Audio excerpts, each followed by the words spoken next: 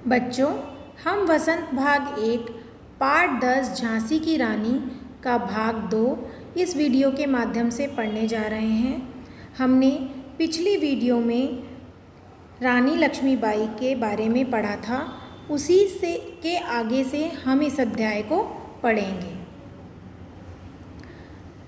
कुटियों में थी विषम वेदना, महलों में आहत अपमान, वीर सैनिकों के मन में था अपने पुरखों का अभिमान।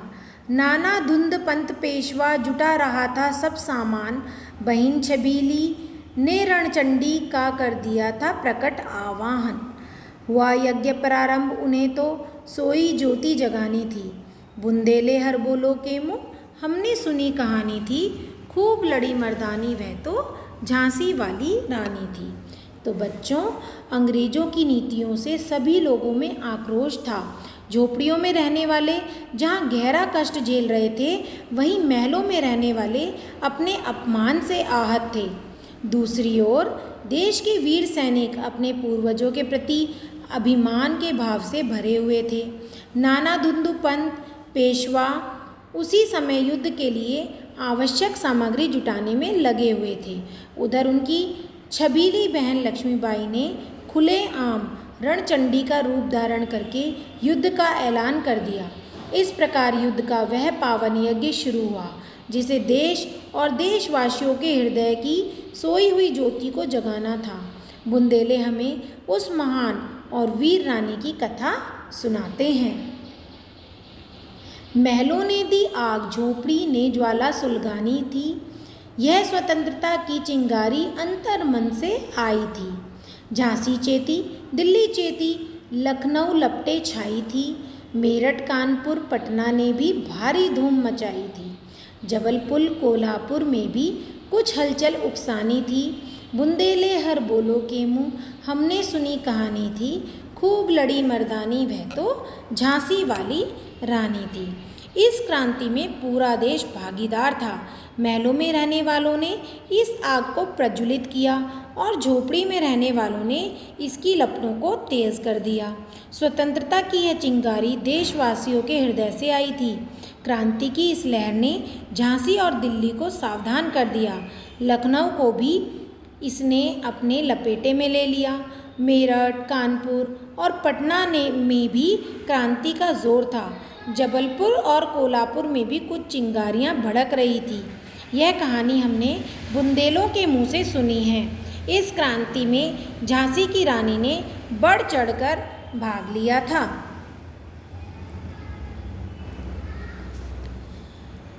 इस स्वतंत्रता महायज्ञ में कई वीरवर आए काम, नाना धुंध पंत तांतिया चतुर अजीमुल्ला सरनाम, अहमद शाह मौलवी ठाकुर कुंवर सिंह सैनिक अभिराम, भारत के इतिहास गगन में अमर रहेंगे जिनके नाम। लेकिन आज जुर्म कहलाती उनकी जो कुर्बानी थी, बुंदेले हर बोलो के मुँह हमने सुनी कहानी थी, खूब लड़ी मर्दानी वह तो झांसी वाली रानी थी। स्वतंत्रता के इस महान यज्ञ एवं पुनीत कार्य में कई बहादुर शहीद हुए। इसमें नाना धुंधु पंत, तांतिया और चतुर अजीमुल्ला प्रसिद्ध हैं। साथ ही अहमद शाह मौलवी और ठाकुर कुंवर सिंह जैसे आज़ादी के वीर सिपाहियों ने भी भारत के इतिहास में हमेशा अपना नाम दर्ज करा लिया है। परंतु इनका यह बलिदान उस समय अंग्रेज़ों की नज़र में अपराध था। बुंदेले हमें वह कथा सुनाते हैं जिसमें रानी लक्ष्मीबाई मर्दाने रूप में अंग्रेज़ों से डटकर लड़ी थी। इनकी गाथा छोड़ चले हम झांसी के मैदानों में, जहाँ खड़ी है लक्ष्मीबाई मर्द बनी मर्दानों में। लेफ्टिनेंट वॉकर आ पहुँचा आगे बढ़ा जवानों में, रानी ने तलवार खींच ली हुआ द्वंद आसमानों में। जख्मी होकर वाकर भागा उसे अजब हैरानी थी, बुंदेले हर बोलो के मुँह हमने सुनी कहानी थी, खूब लड़ी मर्दानी वह तो झांसी वाली रानी थी। अन्य वीरों की कहानी छोड़कर अब हम झांसी के युद्ध के मैदान में चलते हैं, जहाँ लक्ष्मीबाई पुरुषों के बीच किसी वीर पुरुष की भांति खड़ी हैं। उसी समय लेफ्टिनेंट वॉकर युद्ध के लिए आ पहुँचा और सैनिकों के बीच से आगे बढ़ने लगा। रानी ने भी तलवार खींच ली और उन दोनों के बीच युद्ध होने लगा, जो पूर्णतः असमान था। रानी लक्ष्मीबाई की वीरता के सामने वॉकर टिक नहीं सका और घायल होकर हतप्रद सा भाग खड़ा हुआ। बुंदेले हरबोलो के मुँह हमने उस वीरांगना के पौरुष की कथा सुनी है जो जमकर अंग्रेजों से लड़ी। रानी बड़ी कालपी आई, करसों मील निरंतर पार, घोड़ा थक कर गिरा भूमि पर, गया स्वर्ग तत्काल सिधार। यमुना तट पर अंग्रेजों ने फिर खाई रानी से हार, विजय रानी आगे चल दी, किया ग्वालियर पर अधिकार। अंग्रेजों के मित्र सिंधिया ने छोड़ी राजधानी थी, बुंदेले हरबोलो के मुँह हमने सुनी कहानी थी, खूब लड़ी मर्दानी वह तो झांसी वाली रानी थी। रानी आगे बढ़ी और तलवार 100 मील तक घोड़ा दौड़ाते हुए कालपी पहुंची। घोड़ा थककर धरती पर गिरा और मर गया। यमुना के किनारे पर रानी ने फिर से अंग्रेजों को हराया। विजयी होकर वह आगे बढ़ी और ग्वालियर पर भी अधिकार कर लिया। वहाँ के राजा सिंधिया अंग्रेजों के मित्र थे। वे अपनी राजधानी छोड़कर भाग खड़े हुए। बुंदेलों के मुख से हमने वीरतापूर्वक लड़ने वाली रानी लक्ष्मीबाई की कहानियाँ सुनी हैं। विजय मिली पर अंग्रेजों की फिर सेना घिर आई थी। अब के जनरल स्मिथ सन्मुख था, उसने मुँह की खानी थी। काना और मंदरा सखियाँ रानी के संग आई थी। युद्ध क्षेत्र में उन दोनों ने भारी मार मचाई थी, पर पीछे ह्यूरोज आ गया, हाय गिरी अब रानी थी। बुंदेले हरबोलो के मुँह हमने सुनी कहानी थी, खूब लड़ी मर्दानी वह तो झांसी वाली रानी थी। रानी पीछे से विजयी होकर आगे बढ़ ही रही थी कि अंग्रेजों की सेना ने उन्हें फिर से घेर लिया। इस बार उनका सामना जनरल स्मिथ से था, जिसे उन्होंने परास्त किया। रानी के साथ उनकी सहेलियां काना और मंदरा थीं।